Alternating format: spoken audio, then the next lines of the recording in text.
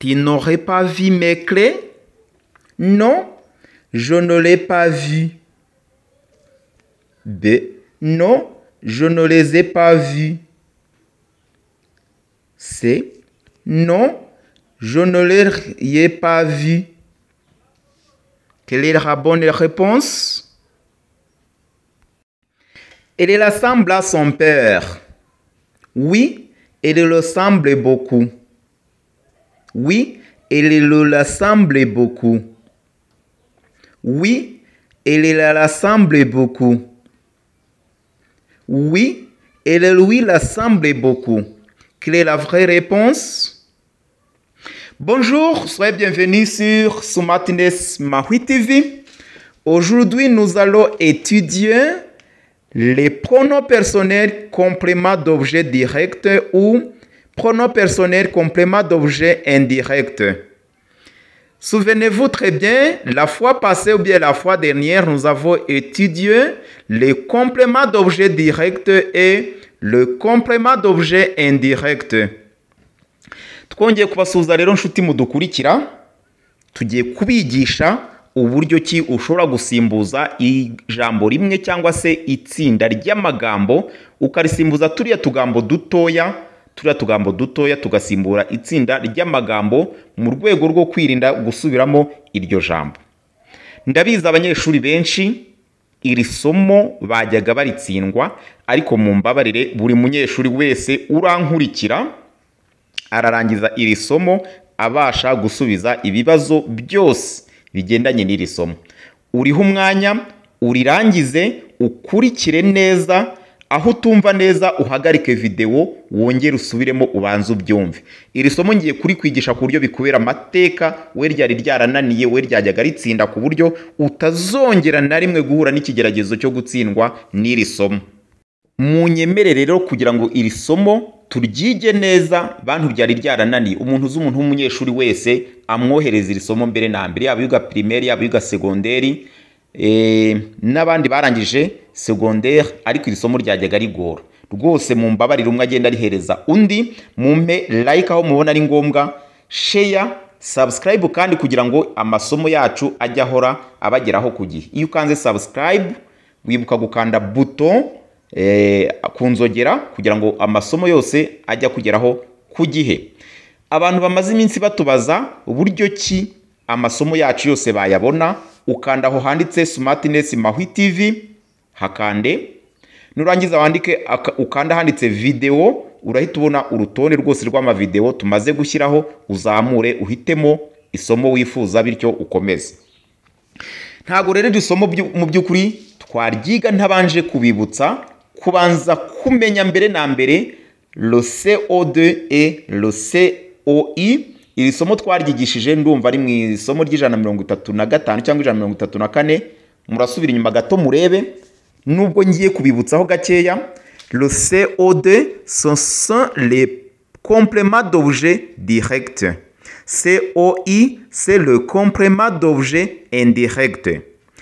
Le CO2 est suivi immédiatement le verbe, est suivi directement le verbe sans préposition. Et puis pour le connaître, on peut demander des questions quoi, qui. Et puis pour le COI, complément d'objet indirect, entre le verbe et le complément, il y a des prépositions comme à, de, pour. Et puis pour le connaître, sera réponse des questions telles que de qui, à qui, pour qui.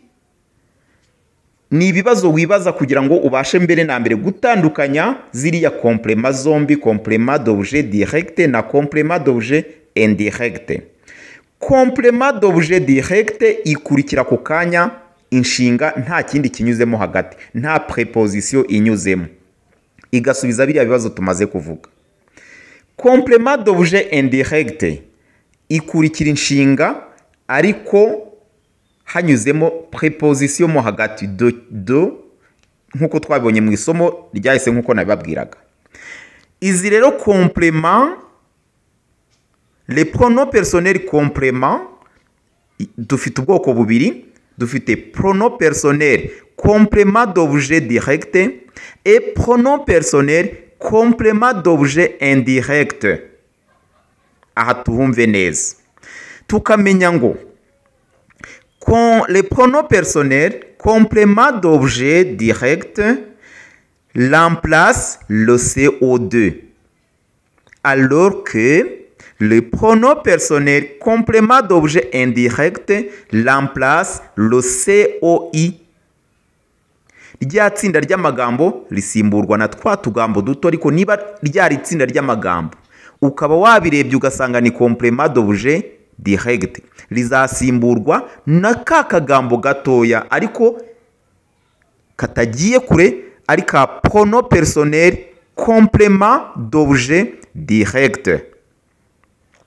Naho niba ari COI complément d'objet indirect, iryo jambo rimwe cyangwa se iryo tsinda ry'amagambo rizasimburwa na ka kagambo, ariko ako kagambo bisabe yuko turagashakira muri complément, tugashakire muri les pronoms personnels complément d'objet indirect. Aha nizere ko byumvikanye neza, reka twifashishe ingero. Joli et livre. Joli et livre. Un livre, c'est quel complément tout d'abord? C'est le complément d'objet direct ou bien c'est le complément d'objet indirect? Joli et livre. Pas de préposition entre lire et un livre. Dans son cas, on peut se poser une question aussi. Je lis quoi? Un livre, c'est-à-dire c'est CO2, complément d'objet direct. Ninjya kuyisimbuza nubwo ntari ninjira mu isomo nyirizina ndavuga je le lis, ndagisoma. Aho kugira ngo mvuge ngo ndasoma igitabo nuvuga ngo ndagisoma. Iriya lo isimbuye igitabo. Je le lis. Tukibuka yuko ihita ijya imbere y'inshinga, icyo gihe ibanziriza inshinga. Ya complément d'objet direct yakurikiraga inshinga, ariko iyo tugiye kubisimbuza hano rero yo iza imbere y'inshinga. Je le lis. Un livre, c'est le groupe nominal qui disparaît. Irahita ibura, ahubwo passé composé nako complément d'objet. Non, le pronom personnel complément d'objet direct igasimburwa na le. Un autre exemple. Tu as bu ton thé. Wanyoye icyayi cyawe. Tu as bu ton thé. Ton thé, c'est quel complément tout d'abord? Pas de préposition. Tu as bu quoi aussi? Tu as bu quoi? Ton thé, c'est COD. Tukaba turabanza tukagikura mu nzira icyo tukamenya ngo iyi ni COD, complément d'objet direct. Twagombye kuvuga ngo j'ai bu mon thé. J'ai bu mon thé. Ariko uko gusubiramo tukabyirinda. Tukavuga je l'ai bu. Oui, je l'ai bu. Tukamenya ko iriya L apostrophe yasimbuye icyayi. Yego nakinyoye. Yego nakinyoye. Reka tubanze turebe ingero kugira ngo rwose iri somo rize kumvikana. Iri kuri ini planche. Aratera umusimari mu rubaho. Iri kuri ini planche. Iri kuri kwa, kugira ngo tumenye niba ari complément d'objet direct cyangwa niba ari complément d'objet indirect. Turibuka bya bibazo. Iri kuri kwa ini planche, cyangwa tukahita tubona ko nta preposition yagiye hagati ni ini planche na verbe clouer, gutera umusimari. Tugahita tujya muri ku rutonde rwa za complément d'objet, za pronom personnel complément d'objet direct ngiye kubaha mu kanya. Tugahita tuvuga il la clou. Il la clou. Ararutera mu musimari. Les pronoms personnels complément d'objet direct remplacent une personne, une chose ou un animal.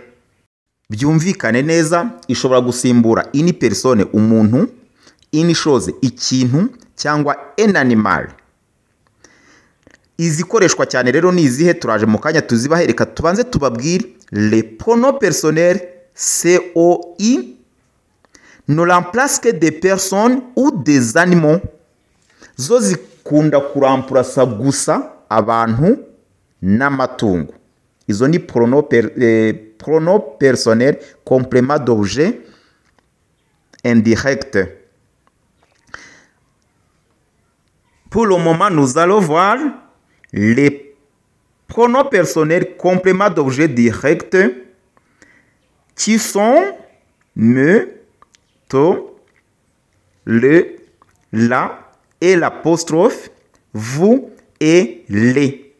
Izi nizo pronoms personnels complément d'objet direct. Ariko izikunda gukoreshwa muri zo nizi zikurikira: le, la et l'apostrophe et les au pluriel. Le remplace un groupe nominal ou bien un nom masculin singulier. Il, nk'uko twabibonye mu isomo rya article défini, isimbura un groupe nominal ou bien un nom masculin singulier. Iryo jambo rigomba kuba riri gabo mu bukeya. Nuvuga ngo aho uzabona wamaze kudetekta ko, wamaze kuvumbura ko iyi ari ijambo ugiye gusimbuza ari COD. None iryo jambo numara kubona ko riri masculin mu buke, uzahita umenya ko ugiye gusimbuza le. Exemple: je donne un bonbon. Je donne un bonbon. Un bonbon, c'est CO2. Pas de préposition après donner. La préposition iri nyuma ya donner. Et puis tu peux demander des questions. Je donne quoi?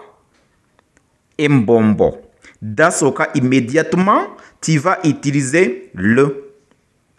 Je le donne. Ndaitanga. Ndaitanga. Je le donne. Nous avons aussi le pronom personnel complément d'objet direct qui est la. Pour le nom féminin singulier, il remplace le nom féminin singulier. Ku ijambo riri mu gitsina gore kandi riri mu buke dukoresha la. Je donne une sucette. Une sucette c'est comme bonbon. Une sucette ni akantu banyunguta. Je donne une sucette vient du verbe sucer. Sucer, kunyunguta. Je donne une sucette. Une sucette, c'est quel complément tout d'abord? Turabanza tumenye ubwoko bwa complément iyo ariyo. Iri somo rwose muraryumva, murarangiza isomo muryumvishe, kwa heri no kuzongera gutsindwa rino somo. Je donne une sucette. Une sucette, c'est quel complément? Turabona ko nta préposition iri hagati ya donner na une sucette. C'est tukongera tukavuga ngo je donne quoi? Ni ibintu birushobora kwibaza ukamya ubwoko bw'iyo complément. Je donne quoi? Une sucette. C'est le CO2 qui est féminin, singulier féminin. Je la donne. Dans ce cas, nous allons utiliser la. Je la donne ndaitanga. Je la donne. Et puis, et l'apostrophe, il casse, il remplace le nom féminin singulier devant une voyelle. Féminin singulier devant une voyelle. Féminin singulier devant une voyelle.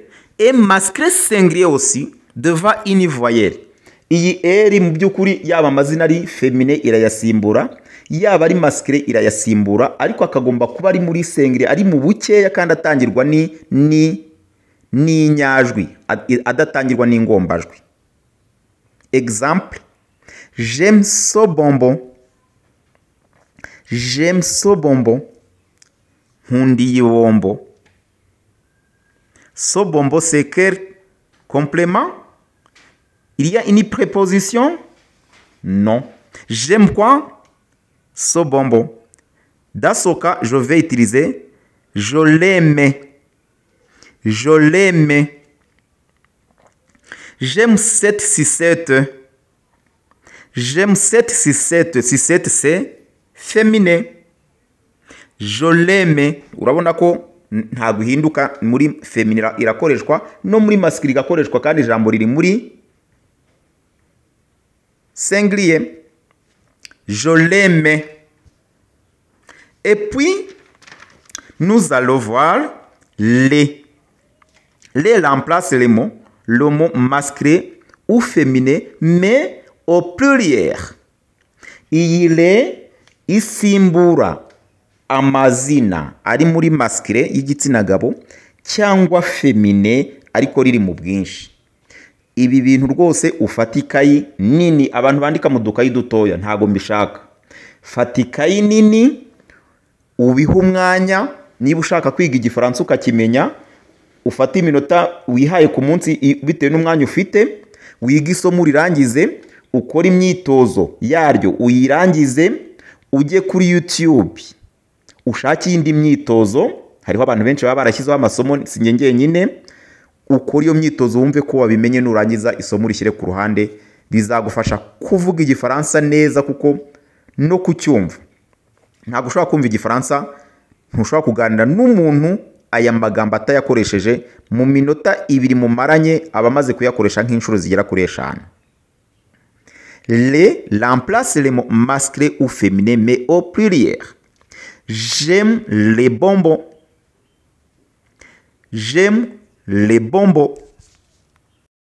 Nkunda amabombo. Les bonbons c'est quel complément? CO2. Twamaze kumenya neza uburyo bwo kuvumbura complément ko iyo nta preposition irimo twabaza ikibazo kwa ki tugasanga biremera, noneho ya complément ikaba igisubizo cy'icyo kibazo. Icyo gihe bari complément d'objet direct.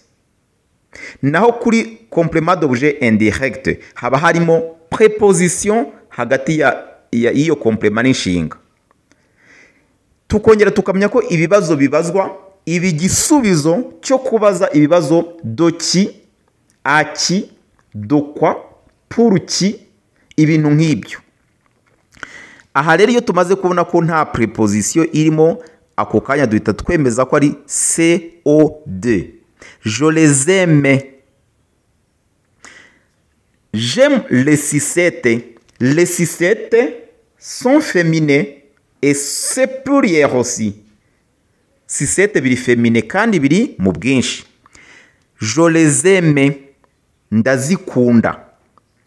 Urabona ko ile yasimbuye sucette nyinshi. J'ai rangé les vêtements. J'ai rangé les vêtements. Les vêtements, c'est quel complément? CO2. Je les ai rangés. Je les ai rangés. Nazishyize imyenda nayizinze. Faites attention ici. Faites attention s'il vous plaît. Aka kantu kabaciki. Aka kantu kabaciki. Iyo complément yaje imbere ya verbe avoir. Ya participe passé du verbe avoir. Je répète. Iyo complément yabanjirije participe passé ya verbe avoir. Il y a participe passé dushyiraho accord en genre et en nombre. Turayisanisha mu gitsina niba ari gore cyangwa niba ari gabo no mu bwinshi. Ariyo mpamvu tuvuga ngo je les ai rangés. Ranger twashyizeho s kugira ngo tugaragaze ko ari les vêtements, ari ijambo riri muri pluriel. Ibi tubimenyereye ubundi kuri verbe zifashwa na auxiliaire être, za participe passé zazo zifata accord mu bwinshi cyangwa mu buke, no muri féminin no muri masculin. Ariko hano ku nshinga zifashwa na verbe avoir, iyo complément yaje imbere yabanje participe passé zifata accord nazo en genre et en nombre. Byandike muri yakayi yawe ya note. Aha tuhumve neza hatazagira ubyitiranya niyo biri muri présent. Par exemple, j'aime les sucettes, je les aime. Iriya aime ntago ifatwa, nta accord dushyiraho, ntago tugaragaza niba ari féminin cyangwa se niba ari pluriel, kubera ko c'est le présent. Ariko iyo ari participe passé ifata accord. Icyo nuzere ko buri wese yacyumvisha. Allons voir maintenant les compléments, non, les pronoms personnels, compléments d'objet indirect. Pronom personnel, complément d'objet indirect, remplace le COI, le complément d'objet indirect. Isimbura ama complément d'objet indirect. Ni izihe rero? Moi, te, lui, nous, vous, l'air. Lui, l'air, un, i. Ce sont les pronoms personnels et compléments d'objet indirect les plus utilisés. Izi nizo zikunda gukoreshwa cyane, nubwo tureba izindi ari nyinshi, ariko izikunda gukoreshwa uzahura nazo uzagongana nazo buri munota ni lui, l'air, un, y. Reka turebe rero aho zikoreshwa nazo. Pour t'aider, le tiers c'est sept verbes qui prennent une personne comme complément et se construisent avec la préposition a. Kugira ngo ahantu mbibutse mbaha akabanga kandi mwakoresha izi nshinga muzifate mu mutwe rwose. Izi nshinga impamvu muzifata mu mutwe aho uyibonye hose aba ari COI, kubera ko igihe cyose ziherekezwa na préposition. Ni izihe rero?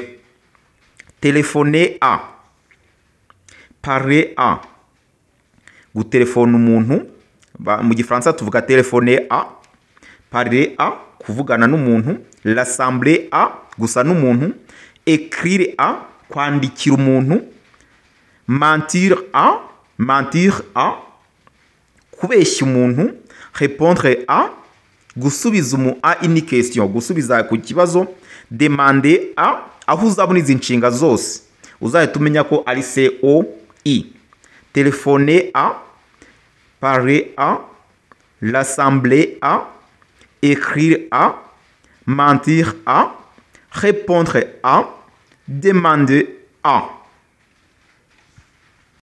Nk'uko twabibonye rero, i pronom personnel complément d'objet indirect lui remplace un groupe nominal COI lorsqu'il est masculin ou féminin. Isimbura ya magambo dushaka gusimbuza kugira ngo twirinde kuyasubiramo, isimbura COI complément d'objet direct iyo iri masculin, féminin, singulier. Troisième personne du singulier iba ari isimbura ikintu kidahari ariko kiri troisième personne du singulier, masculin ou féminin. Nizere ko aho mubyumva neza, reka nkoresha ingero. Je donne du lait à mon chat. Je donne du lait à mon chat. Je donne du. Du, c'est préposition. C'est COI, complément d'objet indirect. Du lait à mon chat. Je donne du lait à mon chat. Kubera ko ari groupe twabanze kubona ko ari COI kandi du lait c'est singulier. Turakoresha je lui donne du lait. Ndayiha amata. Ipusi yanjye nyiha amata, ndayiha amata.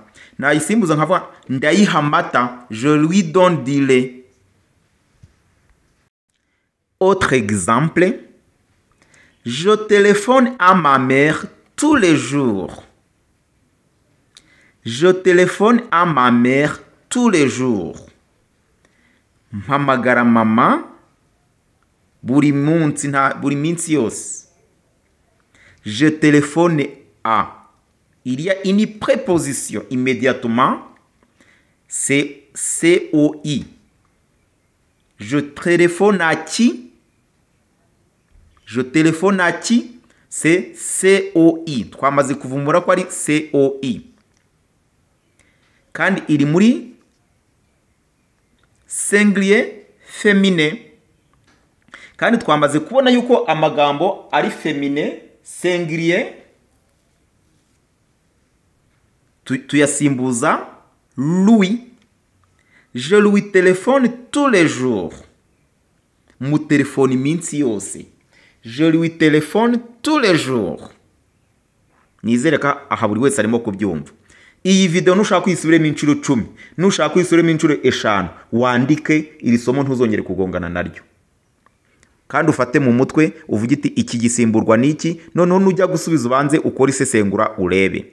Je lui téléphone tous les jours. J'ai téléphoné au dentiste. J'ai téléphoné au dentiste.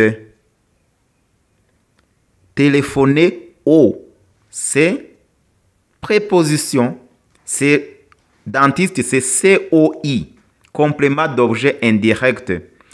Et c'est au singulier. Je lui ai téléphoné. Je lui ai téléphoné. Naramutelefonnye.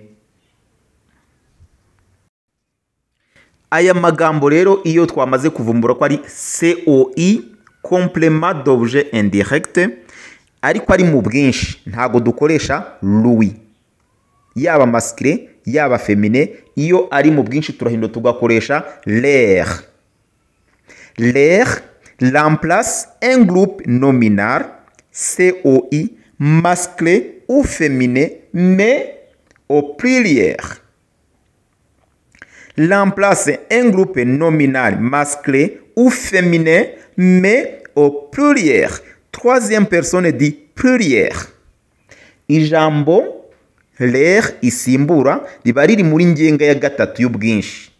Troisième personne dit pluriel. Exemple: je donne un livre à mes frères. Je donne un livre à mes frères. À mes frères. C'est quel complément tout d'abord? À qui? Je donne un livre à qui? À mes frères. C'est COI. Mes frères, c'est pluriel. Dans ce cas, j'utilise leur. Je leur donne un livre. Je leur donne un livre. Ndabaha igitabo nibo. Bande mes frères. Je leur donne un livre. Je donne un livre à mes sœurs. Je donne un livre à mes sœurs. Ndaha igitabo bashiki banjye. Sont féminins mais pluriels. Je leur donne un livre. Ndabaha igitabo. Leur ne change pas au masculin et au féminin pluriel. Je leur donne un livre. Vos neveux ont désobéi à leurs parents. Bishywa banyu basuzuguye ababyeyi babo. Vos neveux ont désobéi à leurs parents. À leurs parents. À, c'est une préposition. Ou bien à qui? À leurs parents. C'est COI. Vos neveux leur ont désobéi. Vos neveux leur ont désobéi. Bishywa banyu barabasuzuguye. Basuzuguye bande? Ababyeyi babo.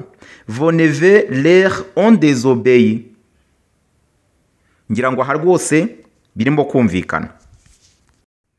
Il a offert un bouquet de fleurs à ses parents.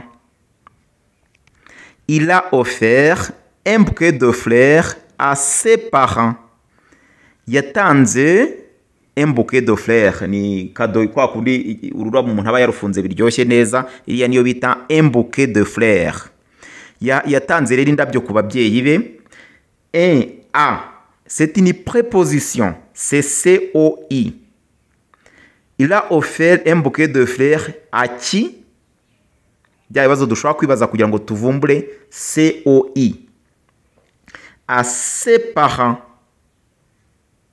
Ses parents, c'est pluriel aussi. Il leur a offert un bouquet de fleurs. Il leur a offert un bouquet de fleurs. Il leur a offert un bouquet de fleurs. Yabahaye indabyo. Il leur a offert un bouquet de fleurs. Wowe utarakora like, share, subscribe.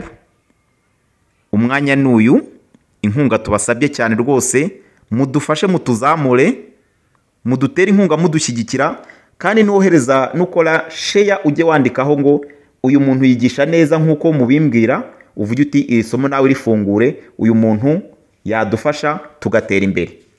Ntago wabura abantu byibuze 10, 15, 20 se uhereza muri groupe ugashyiraho comment kugira ngo atagira ngo ni spam, atagira ngo ni bimwe byateye by'amaspam, bityo nawe azagira inyungu kuko yabonye rino somo riteguye neza, nanjye kandi nzagira inyungu kuko nzabasha kubona ikimpemba, kuko iyo ubirebye amasaha menshi niyo ampemba, nta banga ririmo. Hano kuri YouTube dukora dukeneye inyungu, kandi nizere ko umuntu w'umutinda ari we wakwanga ko tutunguka. Wowe ukize ku mutima, wowe wumva utuje, binkorere, nta kintu rwose biragutwara, niwo muganda nawe ugiye kudutera. Reka dukomeze rero. Si on a la préposition à suivi d'une chose, on utilise le pronom I ou bien Y. Iyo dufite préposition a ikurikiwe n'ikintu, dukoresha pronom Y. Si on a la préposition de suivi d'une chose, on utilise le pronom en. Iyo dufite préposition noneho do ikurikiwe n'ikintu, icyo gihe dukoresha pronom personnel en. Iyi pronom personnel complément d'objet indirect Y et en zisimbura ibintu. Turaje turebe mu nteruro noneho aho zikoreshejwe. Tu te souviens des vacances en Corse? Tu te souviens des vacances en Corse? Murabona ko hano se souvenir de ikurikiwe n'iki? Ikurikiwe na vacances, de vacances en Corse. Icyo gihe dukoresha en. Tu t'en souviens? Tu t'en souviens? Tukibuka ko igihe cyose ibanziriza inshinga, ntabwo ijya inyuma. Tu t'en souviens? Urazibuka, izi vacances urazibuka. Iyi en ishobora isimbura amagambo masculin, féminin, singulier ou pluriel, byose irabisimbura, yaba mu buke, yaba mu bwinshi, yaba muri féminin mu gitsina gore cyangwa se gabo, yaba nibiri mu bwinshi irabisimbura byose. Veux-tu un des bonbons? Veux-tu un des bonbons? Ukeneye imwe muri bombo? Oui, j'en veux bien. Yego ndazikeneye. Oui, j'en veux bien. Oui, j'en veux bien. Veux-tu 7 sur 7? Veux-tu 7 sur 7? 7 c'est féminin. Féminin. Singulier. Oui, j'en veux bien. Veux-tu 16 sur 7? 7 au pluriel. Aussi, la réponse, oui, j'en veux bien. Yego, ndazikeneye. Lucie revenait de l'école à vélo. Lucie revenait de l'école à vélo. Lucia, revenir asubiye ku ishuri n'igare. Lucie a revenu à vélo. Le venir de, iyo hariho préposition de, dukoresha en. Lucie a revenu à vélo. Tu te souviens que tu avais promis de venir? Que c'est une préposition. Tu te souviens que tu avais promis de venir? Uribuka ko wari wadusezeranyije kuza? Tu t'en souviens? Tu t'en souviens? Alors, Y remplace un groupe nominal COI, masculin ou féminin au pluriel. Y nayo isimbura COI iri masculin cyangwa se féminin au pluriel. Tukibuka ko Y ikoreshwa harimo préposition a. Harimo préposition a. Exemple. Pense à ton bonbon. Pense à ton bonbon. Uracyatekereza kuri bombo yawe. J'y pense. J'y pense.